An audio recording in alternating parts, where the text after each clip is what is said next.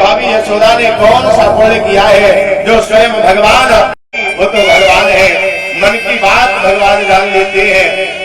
नंद बाबा से मिले, अक्रूर ने आवाज लगाई, बाबा मैं कन्हैया बलराम को लेने आया हूँ। लेकिन अक्रूर कहाँ के लिए लेने आए हो? वो कंस एक यज्ञ कर रहा है और उस यज्ञ में मथुरा जाने के लिए तैयार है। एक द्वार में जाकर के गोपियों को संदेशा दे दिया, तेरा कन्हैया सुबह चला जाएगा। आज गोपियां रात भर इंतजार कर रही है, रात भर केवल एक ही बात सोच रही है, सवेरा होगा तो मेरा कन्हैया चला जाएगा, मेरा श्याम चला जाएगा। श्याम सवेरे जाएंगे,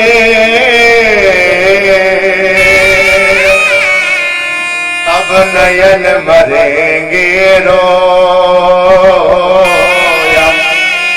बिधने तू ऐसी रैन कर, अब घोर कब ना होया।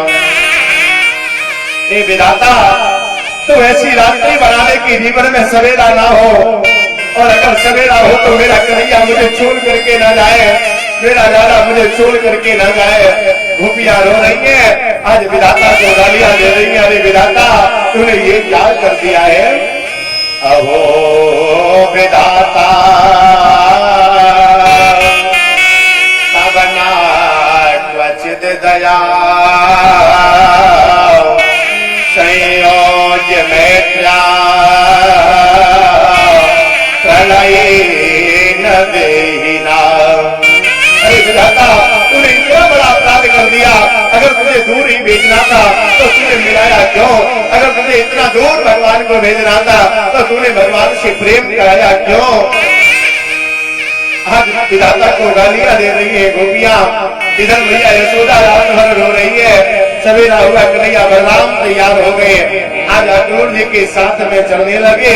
मैया को प्रणाम किया कन्हैया बलराम ने। मैया ने आवाज लगाई, कन्हैया कहाँ जा रहे हो?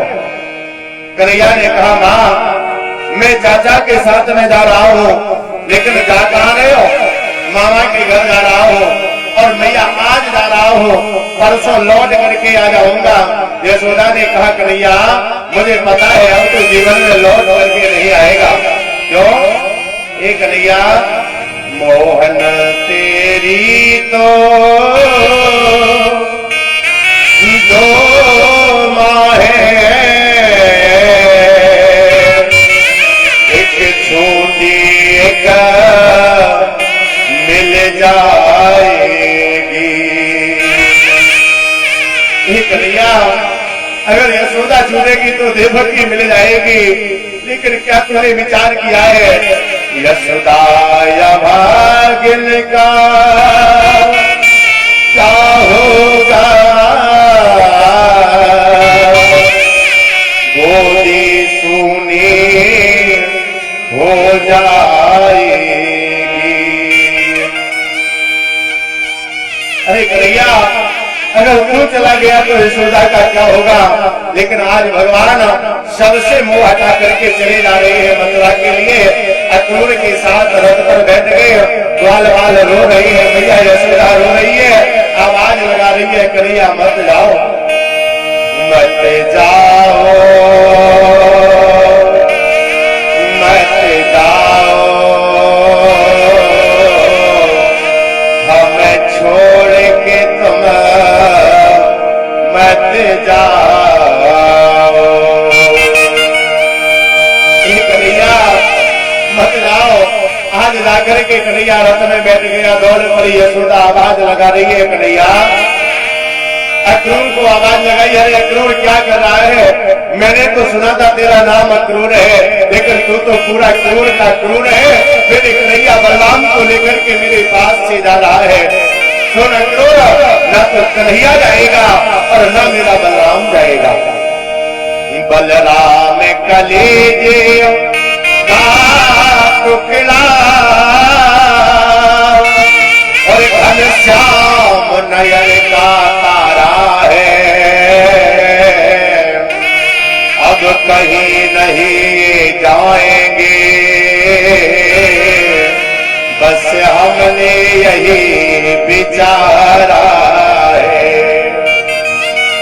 नंद बाबा ने आकर के पकड़ लिया यशोदा को और यशोदे राज आज्ञा का उल्लंघन हो जाएगा। भगवान ने कहा माँ मैं आज जा रहा हूँ परसों आ जाऊंगा। मैया को पकड़ लिया। नंद बाबा ने रथ चलने लगा। आज एक गोपी दौड़ करके किशोरी श्री राधा जी से कहा देवी तेरा कन्हैया जा रहा है, क्या तू इसे मनाएगी नहीं? किशोरी जी ने कहा क्यों मनाऊं, क्या हो गया है? अरे तूने भगवान से प्रेम किया है और आज वो भगवान तुझे छोड़ करके जा रहा है। किशोरी जी ने कहा मैंने इसीलिए प्रेम नहीं किया था कि भगवान हमें छोड़ करके कभी ना जाए। अरे वो तो भगवान है, आज मिला है तो कल छोड़ करके जरूर जाएगा। तेरे खातिर कन्हैया मैं जोगन बनी, तेरे खातिर कन्हैया मैं जोगन बनी। खाक तन पे लगी की लगी रह गई, खातिर कन्हैया मैं जोगन बनी।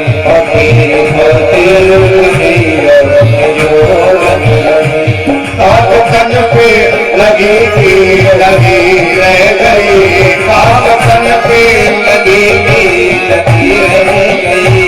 तेरे खातिर कन्हैया मैं जोगन बनी, तेरे खातिर कन्हैया मैं जोगन बनी, तेरे खातिर कन्हैया मैं जोगन बनी, तेरे खातिर कन्हैया मैं जोगन बनी। आज किशोरी जी इतना बतला रही है गोपियों को, तब तक आज रथ किशोरी जी के सामने से निकलने लगा।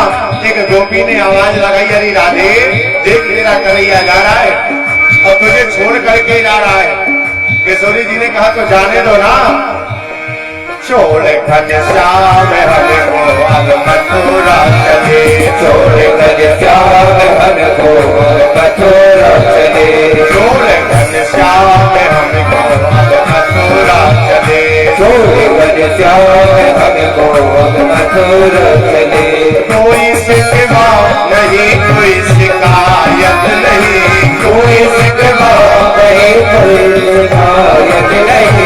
तेरे खातिर कन्हैया मैं जोगन बनी, तेरे खातिर कन्हैया मैं जोगन बनी। आज गोपियों ने इतना कहा है तब तक रथ आगे निकल गया और जैसे रथ आगे निकला एक गोपी ने कहा अरे राधे तूने इतना प्रेम भगवान से किया और भगवान ने एक बार मुड़कर तुम्हारी तरफ नहीं देखा। किशोरी जी ने आवाज लगाई तू पागल हो गई है, पीछे मुड़ करके हमको भी देखा नहीं, पीछे मुड़ करके हमको देखा नहीं, पीछे मुड़ करके हमको भी देखा नहीं, पीछे मुड़ करके हमको देखा नहीं। मेरी पूजा में कोई कमी रह गई, मेरी पूजा में कोई कमी रह गई।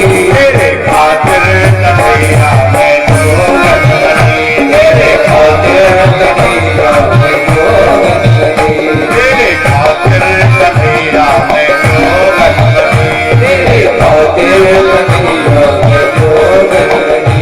काक तन पे लगी की लगी रह गई, काक तन पे लगी की लगी रह गई। तेरे खातिर कन्हैया मैं जोगन बनी, तेरे खातिर कन्हैया मैं जोगन बनी, तेरे खातिर कन्हैया मैं जोगन बनी, तेरे खातिर कन्हैया मैं जोगन बनी, तेरे खातिर कन्हैया मैं जोगन बनी, तेरे खातिर कन्हैया मैं जोगन बनी। आज जैसी वो रथ लेकर के अक्रूर जी चले हैं, इधर देखा महाराज यमुना के किनारे पर कन्हैया बलराम ने कहा काका मुझे बहुत तेज भूख लगी है, भूख लगी है।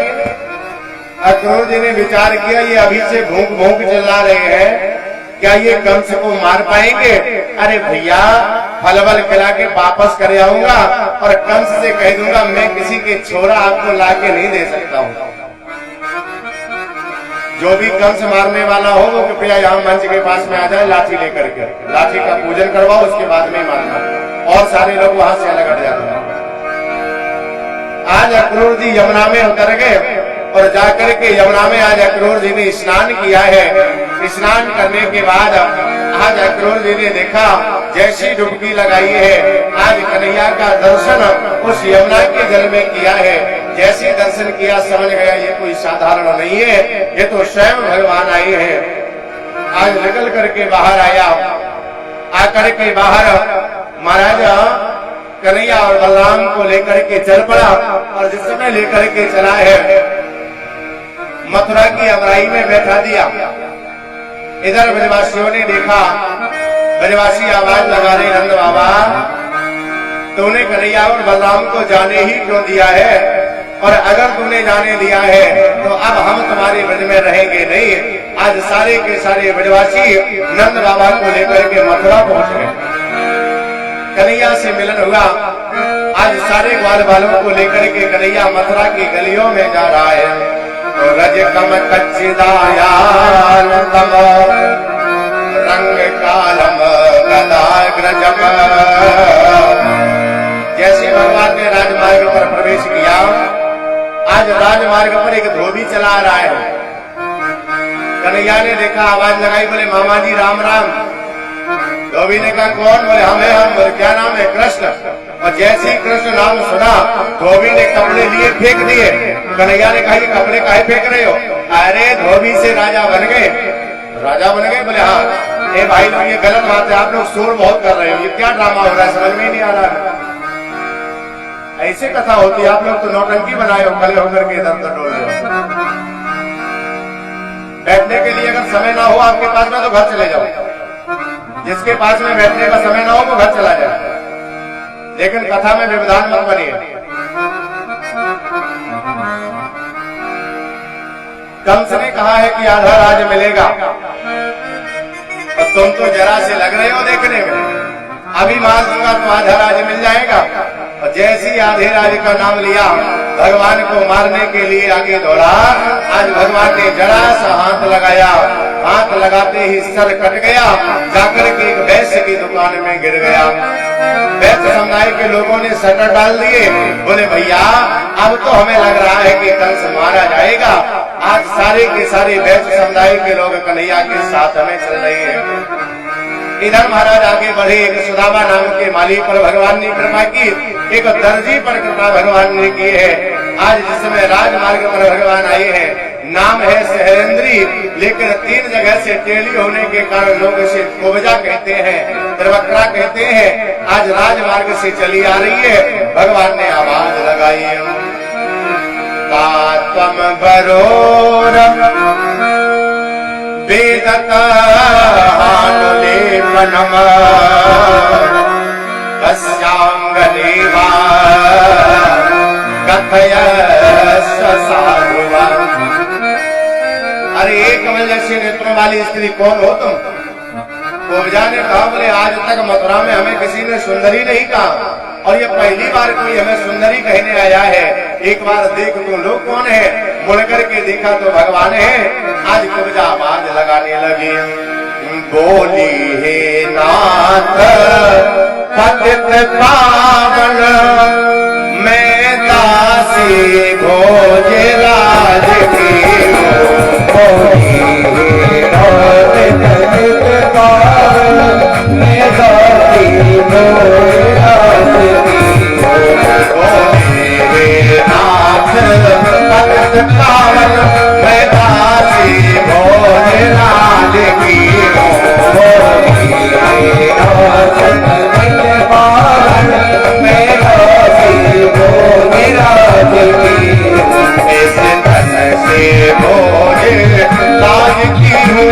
हर मन से श्री ब्रजराज की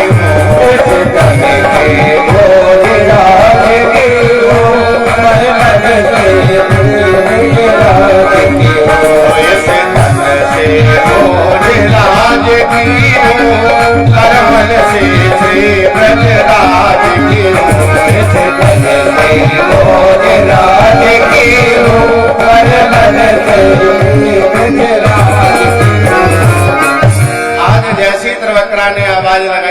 जी तन तो कंस का है लेकिन मन बिहारी जी तुम्हारा है। बिहारी जी ने कहा मन हमारा है, बोले हाँ।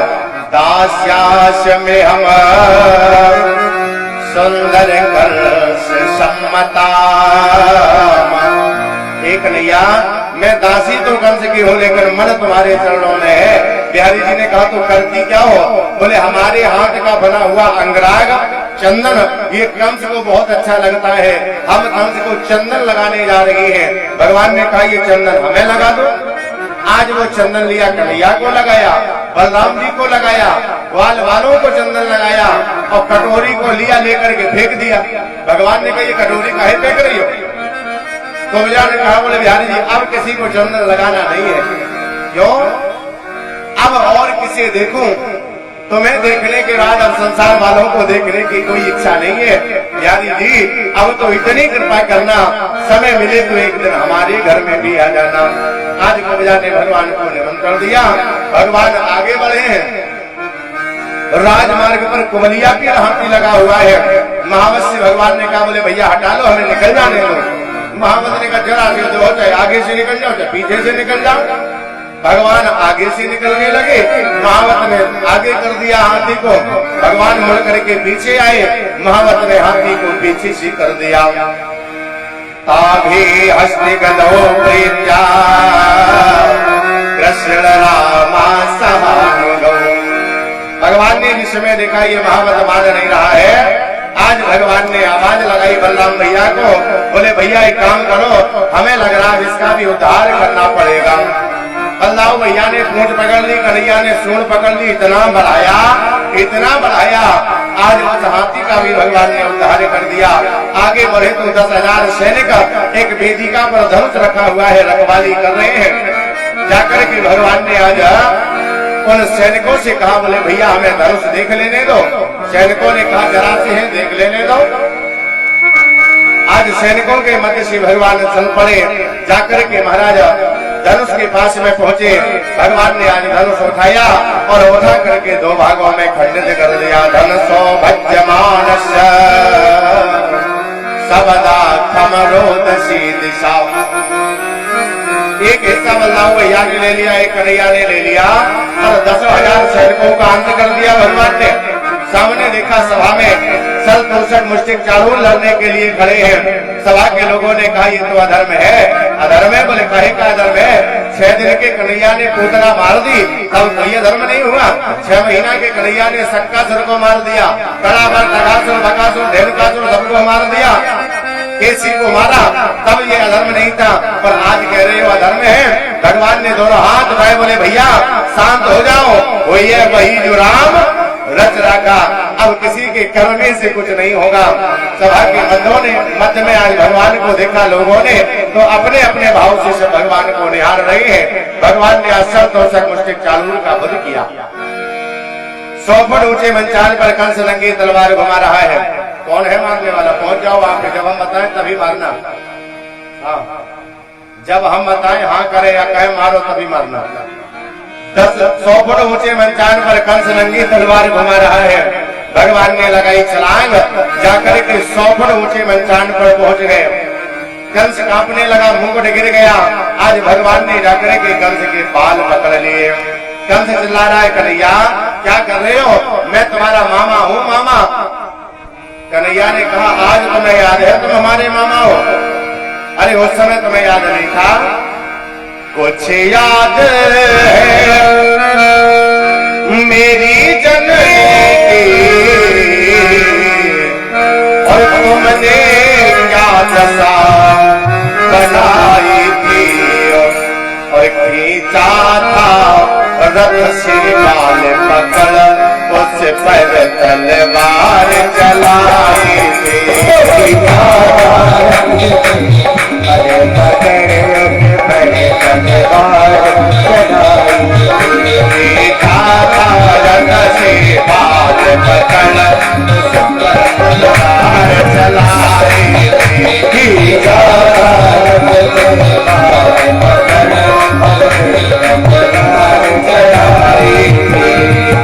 अरे मामा तब नभ बाणी अब सन्मुख है वो अष्टम लाल देवकी का, और उन बालों का बदला तुमसे लेता अब लाल देवकी का। तो तुम हमें मार डालोगे? बोले बिल्कुल मारूंगा। अब भगवान ने बनाया एक मुष्टिका। अरे तब प्रभु मुष्टिक कीन कहा,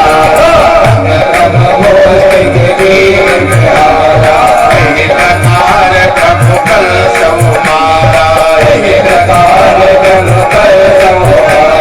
सकल भुवन का भाई उतारा, बोले कंस मर्दन भगवान की जय हो। आज भगवान ने कंस का उद्धार किया।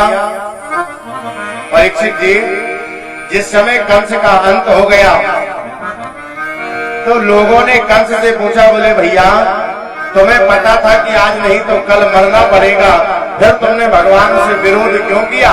तो कंस ने बड़ी सुंदर बात कही, बोले भैया मुझे ये पता था कि मरना जरूर पड़ेगा, और मैंने ये विचार किया जब छल छल ठहरता नहीं ये मन, आंसू भैया, जब छल छल ठहरता नहीं ये मन तो मैं साधना करूं, सिद्धि करूं, ये बात बड़ी दूर की, तो मैं तीर्थ करूं, मठ मंदिर बनाऊं, इतनी भला कहां हस्ती मजदूर की। मैंने सोचा तीर्थ जा नहीं पाऊंगा, भजन कर नहीं पाऊंगा, साधना होगी नहीं, और जब साधना होगी नहीं तो भगवान मिलेंगे नहीं। तो बिंदु कभी एक ही सुखद उपाय मिला, इसी से फलेगी कामना इस क्रूर की। तो हमें एक उपाय सूझा, और वो उपाय क्या रहा? करूंगा गुनाह तो फिर अदालत में जाकर देख लूंगा सूरत हुजूर की। अगर मैं गुनाह करूंगा तो एक ना एक दिन भगवान मारने तो जरूर आएंगे। अगर भगवान मारने नहीं आएंगे तो अपराध करने के बाद भगवान मारने जरूर आएंगे, और जब भगवान मारने आएंगे तो ऐसी दर्शन हो जाएगा, वो ये भजन नहीं तामस देहा। जब मैंने समझ लिया भजन कर नहीं पाऊंगा तो मैंने भगवान से विरोध किया, और विरोध करने के कारण भगवान आज हमसे मिलने चले आए हैं। आज कंस का उद्धार भगवान ने किया। समय बीता तो सुखदेव भगवान दर्शन करा रहे हैं। नाना उग्रसेन को कारागार से निकाला। जिस समय महाराज कारागार से निकाला, मैया और बाप को कारागार से निकाला, नाना को राजा बना दिया, और स्वयं भगवान आज मैया के पास बैठे हैं। मैया ने देखा कन्हैया बड़ा हो गया है। आज सांदीपनी महात्मा के यहाँ कन्हैया का एडमिशन हो गया। भगवान ने 64 दिवसों में 64 विद्याओं का अर्जन किया। यहीं पर भगवान के सुदामा नाम के ब्राह्मण से मित्रता हो गई। लौट करके भगवान आज आए हैं। भगवान का मन मथुरा में लगता नहीं है। एक दिन मैया देवकी ने भोजन बनाया, लेकर के थाल कन्हैया के रूम में पहुंच गई। देखा कन्हैया रो रहा है। आकर के वसुदेव जी से कहा, प्रभु हमें लगता है कन्हैया को यहाँ आनंद नहीं है, सुख से कन्हैया नहीं रह रहा है, तो कौन पता लगाएगा? कन्हैया का मित्र है, नाम है उद्धव। आज वसुदेव जी उद्धव जी के पास पहुंच गए। उद्धव जी के मन में एक अभिमान भरा हुआ है। उद्धव जी तो केवल एक ही बात कहते हैं, है ज्ञान जगत में सार, और कुछ सार ही नहीं। संसार में केवल ज्ञान सार है, और भगवान कहता है प्रबल प्रेम के पाले पढ़कर प्रभु को नियम बदलते देखा। अपना मान टले टल जाए, लेकिन भक्त का मान न टलते देखा। है प्रेम जगत में सार, और कुछ सार ही नहीं। आज उद्धव जी से जाकर के कहा, वसुदेव जी ने बोले महाराज मेरा लाला बड़ा दुखित है, क्या करूं? उद्धव जी ने कहा मैं जा रहा हूं, और कन्हैया को ऐसा उपदेश दूंगा कि उसका दुख दूर हो जाएगा। आज उद्धव जी चल पड़े, क्योंकि इनके जीवन में ज्ञान का अभिमान है। और आंसू भैया, ज्ञान जीवन की ऐसी बीमारी है। अभिमान अगर व्यक्ति को हो जाए तो सहज में अभिमान जाता नहीं है। अगर लोभ जीवन में आ जाए तो उदारता उसकी दवा है। और परीक्षित जी, क्रोध अगर आ जाए तो क्षमा उसकी दवा है। लेकिन अभिमान जीवन की लाइलाज बीमारी है। अभिमान की जीवन में कोई दवा नहीं है। महाराज जी आप आगे आओ, मजा नहीं आ रहा। लोभ की दवा उदारता है, क्रोध की दवा क्षमा है, लेकिन अभिमान की दवा आज तक आपको समझ में आई? अब मैं एक कहानी सुनाऊं तो हमारी बात आप समझ जाओगे। आज से 4 वर्ष पहले हमें एक यजमान मिला। बोला महाराज जी हमारे घर में 4 लड़के हैं, चारों फौज में हैं, 200 बीघा जमीन है, घर में 4 ट्रैक्टर है। हमें यही अभिमान है कि हमारे बराबर ही कोई नहीं, हम कितने बड़े पैसे वाले हैं। महाराज कोई ऐसी दवा बताओ जो अभिमान दूर हो जाए। तो हमने उससे कहा काम करो, सबसे विनम्रता से बात करने लगो, अभिमान दूर हो जाएगा। अच्छा उसने हमारी बात मान ली। 2 साल बाद फिर हमें वो मिला तो हमने उससे कहा, हमने कहा महाराज जी वो बीमारी थी ठीक हुई कि नहीं हुई? उसने कहा महाराज ठीक होने का कौन नाम ले, वो तो बढ़ और गई। अब हमारा माता खनका, हमने कहा दवा तो ठीक थी, फिर बीमारी भड़काई हो गई। अब उसने जो कहा वो करोड़ रुपए की बात है, आप लोग भी नोट कर लेना। उसने कहा महाराज जी जब तक आप हमें नहीं मिले थे तब तक हमें यही अभिमान था कि हम कितने बड़े आदमी हैं, और जिस दिन से आप हमें मिल गए हो अब हमें यही अभिमान कि हम कितने भले आदमी हैं। हम जानवर के सामने भी हाथ जोड़ते हैं। अभिमान जीवन की लाइलाज बीमारी है, इसका कोई इलाज नहीं है। अभिमान अगर आ जाए तो कोई दवा काम ही नहीं करती। और उद्धव जी के जीवन में भी एक अभिमान है। आज इस अभिमान को लेकर के उद्धव भगवान के पास में आए, पूछा कि तुम रो क्यों रहे हो? तो उद्धव से भगवान ने कहा, बोले उद्धव भैया मुझे ब्रजवासियों की बार बार याद आ रही है। ए उद्धव मोहे ब्रज विशरत नाहि, हर्ष सुता की सुंदर कगरी और कुलजन की छाही, बई सुरभि बई बक्ष दुहानी, खरग दुहावन जाही। उद्धव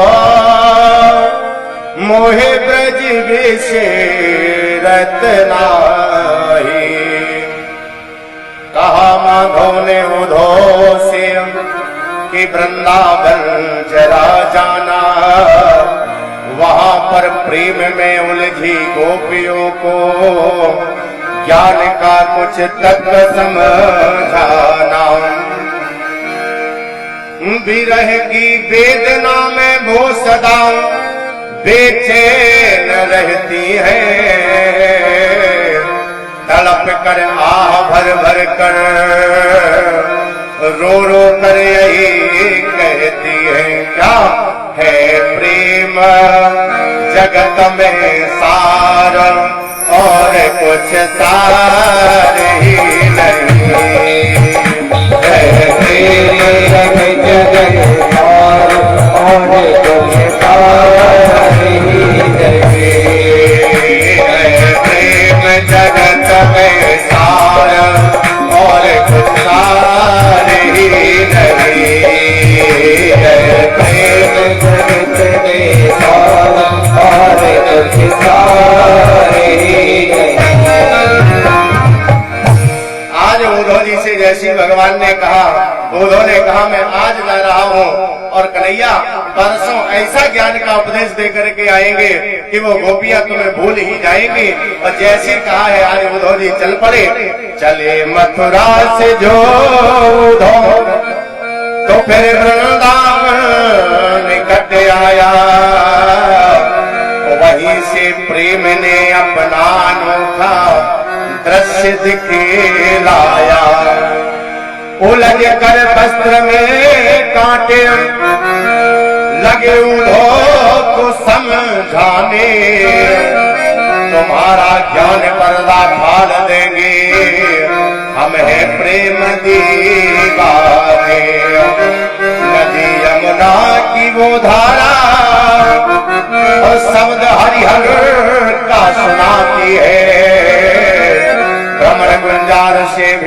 यही गुंजार आती है प्रेम जगत में सार और कुछ सार नहीं। आज उद्धव जी रथ लेकर के सुबह से चले हैं, लेकिन प्यारे वृंदावन पहुंचते पहुंचते शाम हो गई।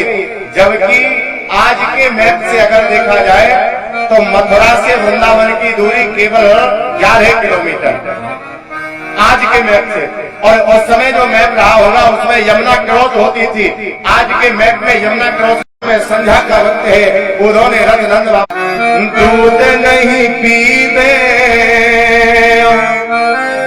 इन सबको समझा जा, काढ़ाई बार फिर आजा, काढ़ाई बार फिर आजा।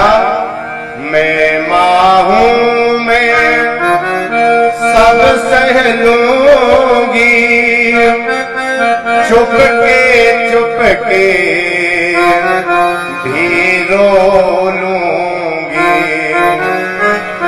पर विरहन बस भान लली को एक बार समझा जा,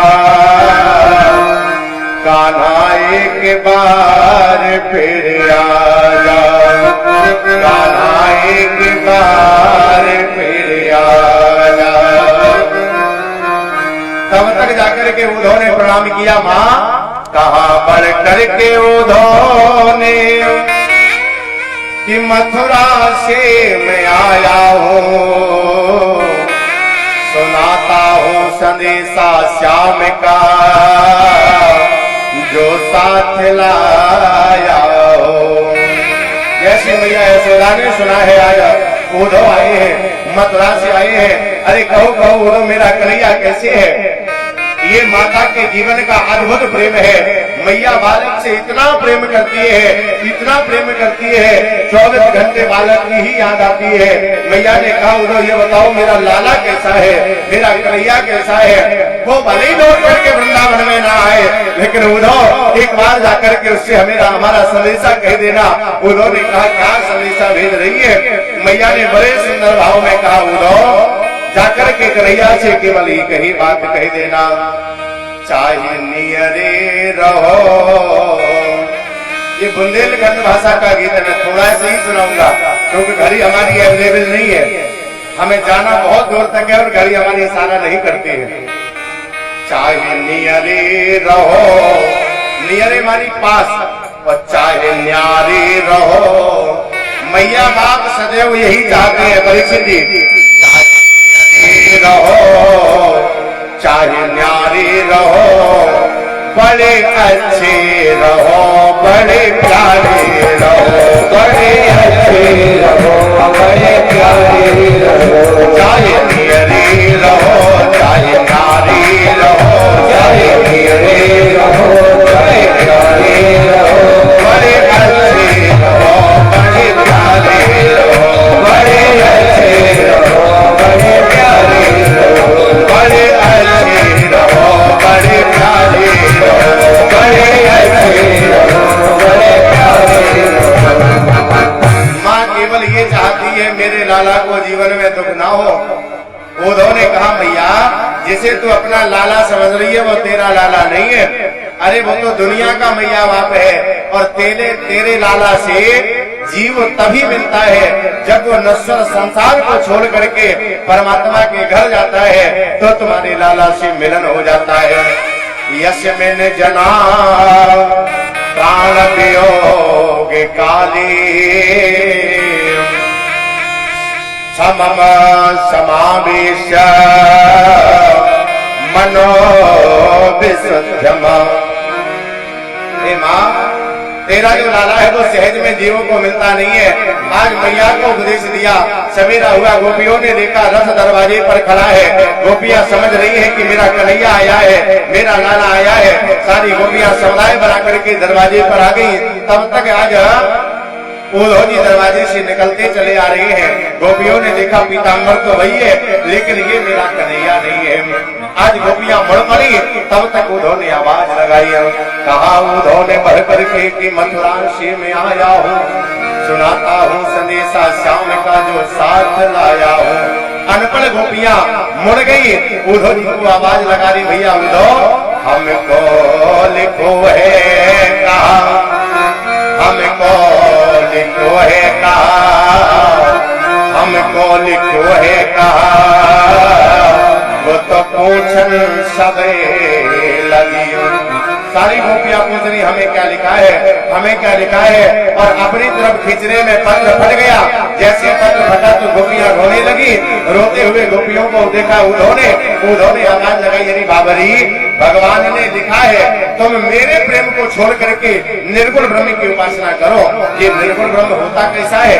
बिन पग चलय सुनय बिन काना, कर बिन कर्म करे विद नाना, आनंद रहित सकल रस भोगी, बिन बाणी बकता बल जोगी। मुख नहीं है लेकिन खाता है, पाँव नहीं है लेकिन चलता है, हाथ नहीं है कर्म करता है। गोपियों ने कहा उद्धव तुम पागल हो गए हो, जो मुख नाय हाथों तो कहो किन माखन खायो, जो प्रग नाय हाथे तो कहो को बन बंधायो। अगर मुख नहीं था तो माखन खाया किसने? अगर पाँव नहीं था तो तपती भूमि में मेरे पीछे पीछे दौड़ा कौन? ताही अहीर की छो हरिया, छचिया वर छाछ पे नाच नचावे। अरे उद्धव तुम पागल हो गए हो। एक गोपी ने कहा उद्धव भैया जो हम ऐसो जान दिया कि प्रेम करे दुख हो, तो फिर नगर ढिढोरा पीटती, प्रेम न करियो कोया। एक गोपी ने कहा तो गलत कह रही है। अरे प्रेम तो सबको करना चाहिए, लेकिन प्रेम कलर देख के करे। उद्धव भैया काले लोगों से तो कभी प्रेम करे ना। तब तक एक भौरा आया, वहीं पर आकर के मन आने लगा। एक गोपी ने आवाज लगाई उद्धव भैया, उद्धव भैया सब कारे अजमाई, उद्धव भैया सब कारे अजमाए। कोयल के सुत कागा पाले, हंस हंस कंठ लगाए। और बड़े भाई जब उड़ने लागे, तब कुल अपने को धाए, उद्धव भैया सब कारे अजमाए। आज ये प्रेम का अद्भुत संगम हो रहा है। दिल थाम करके सुनना, गोपियों ने कितनी सुंदर चर्चा की है। एक गोपी कह रही बोले प्रेम तो करे लेकिन कलर देख के करे। एक गोपी ने कहा प्रेम तो सबको करना चाहिए, तो गलत कह रही है, क्योंकि लव इज ए गॉड, परमात्मा ही प्रेम का स्वरूप है। या गॉड इज ए लव, परमात्मा ही प्रेम का स्वरूप है, या प्रेम ही परमात्मा का स्वरूप है। एक गोपी ने कहा लव इज एवरीवेयर, प्रेम तो सबको करना चाहिए। एक गोपी ने आवाज लगाई, पुराना प्रेम और पुराना सोना जितना तपाओ उतना उज्जवल होता है। एक गोपी ने आवाज लगाई, प्रेम पास आने में घटता है और दूर जाने में बढ़ता है। एक गोपी ने कहा प्रेम में देरी दूरी द्वितीयता होती ही नहीं है। एक गोपी ने कहा स्त्री का प्रेम कानों से और पुरुष का प्रेम नेत्रों से होता है। एक गोपी ने कहा प्रेम उस विधा का नाम है जिसमें मिलते दो है लेकिन मिलने के बाद एक रह जाता है। अच्छा दो मिलेंगे तो एक कैसे रह जाएगा? परीक्षित जी जब दो मिलेंगे तो दो ही तो रहेंगे कि एक रह जाएगा? बोलो ना, दो को मिलाओगे तो एक रहेगा कि दो रहेंगे? जल्दी बोलो। एक रह जाएगा। अच्छा आइए मैं आपके सामने मिला रहा हूं। कोई दो चीज है तुम्हारे पास? कुछ है दो चीज? दो गमछे हैं। अच्छा दोनों गमछे मिलाओगे कि एक हो जाएगा? दो मिलाओगे तो दो ही तो रहेगा, एक कहां से हो जाएगा? लेकिन गोपियां कह रही बोले प्रेम उस विधा का नाम है जिसमें मिलते दो हैं लेकिन मिलने के बाद एक हो जाता है। एक का मतलब है समरूप हो जाता है। जो एक कहे वो दूसरा कहे, जो एक सुने वो दूसरा सुने, जो एक करे वो दूसरा करे, उसका नाम है प्रेम। आइए मैं आज आपके गांव में दो को मिलाता हूं और एक रह जाएगा। दो को मिलाऊंगा और एक रह जाएगा। परीक्षित जी, एक दूध बेचने वाला दूधिया गांव से चला, दूध लेकर के जब वो चला तो दूध में दूधिया ने पानी मिला दिया, जाकर के एक हलवाई की दुकान पर बेचा। हलवाई ने उंगली डाली, आवाज लगाई, ये दूधिया तेरे दूध में पानी है। दूध ने कहा, ये पानी मेरा प्रेमी है, हम मर सकते हैं लेकिन दूध से दूर नहीं हो सकते। हलवाई ने कहा, अगर मैं दूर न कर दूं तो मेरा नाम हलवाई नहीं। दूध ने कहा, अगर तुम दूर कर दो तो मेरा नाम दूध नहीं। दोनों में झगड़ा हो गया। हलवाई ने भट्टी जगाई, गरम गरम कढ़ाई में दूध को डाल दिया और जैसे दूध का प्रेमी पानी बाष्प बनकर के ऊपर उड़ने लगा, दूध भी प्रेमी के प्रेम में खोल खोल करके कढ़ाई से बाहर करने लगा। हलवाई ने सोचा ये तो नुकसान हो रहा है, जरा सा जल लिया, लेकर के छींटा मारा और जैसे दूध को प्रेमी मिल गया, दूध अपनी जगह बैठ गया। हलवाई ने धीमी धीमी आंच में चलाया, एक नया पदार्थ बन गया। हलवाई ने आवाज लगाई, क्यों रे दूध, कहाँ गया तेरा प्रेमी? दूध ने कहा, निर्दयी हलवाई, मुझे दूध मत बोल, मैंने अपना प्रेमी खोया है इसलिए मेरा नाम खोया है। प्रेम नहीं परिभाषित होता, रहता सदा नयन में है। प्रेम परिभाषा की इकाई नहीं है। प्रेम में मिलते तो दो है, लेकिन मिलने के बाद प्यारी समरूपता हो जाती है। प्रेम में नेम नहीं होता है। सुनो सुजान, एक नई बात, प्रेम में नेम नहीं होता है। सुनो सुजान, प्रेमी मन प्रेमिका की चीख पीख लेती थी, न जाने कौन सा ममीरा लगाती थी वो मीरा, जो नयन बंद करके घर श्याम देख लेती थी। जिस समय मीरा नेत्र बंद करती थी उस समय मीरा का श्याम मीरा की कोटली में नाचता था। अच्छा परीक्षित, ये कौन नई बात बतलाए? जो किया जाए वो रिश्ता संबंध और जो हो जाए उसी का नाम प्रेम।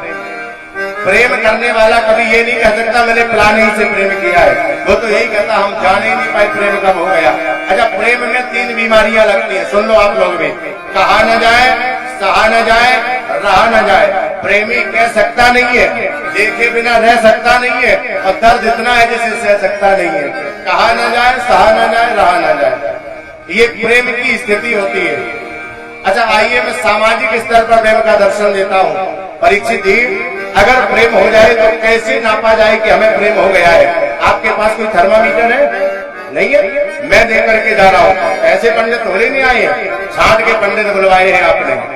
आज मैं आपको एक थर्मामीटर दे करके जा रहा हूँ। अगर प्रेम हो जाए तो प्रेम नाप लो कितना प्रेम हुआ है और किससे प्रेम हुआ है। प्रेम राम जी से है, बिहारी जी से है, भगवान शंकर से है, या संसार के किसी जनमानस से प्रेम हुआ है। कितना प्रेम हुआ है आज नापने के लिए मैं मापक यंत्र दे रहा हूँ, जिसे एक बार जीवन में प्रभु